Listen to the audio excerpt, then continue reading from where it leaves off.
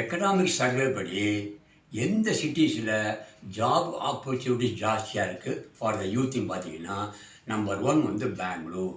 அங்கே தான் ஜாப்ஸ் ஜாஸ்தியாக கிடைக்கிது, கிரியேட் ஆகிருக்கு.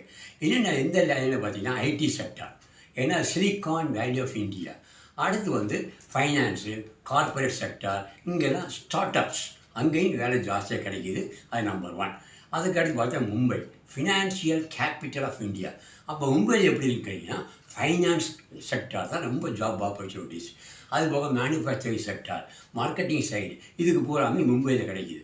அடுத்து அங்கேயும் நல்லா சேலரி கொடுக்கலாம். Minimum 45,000 rupees per month earn பண்ணலாம்.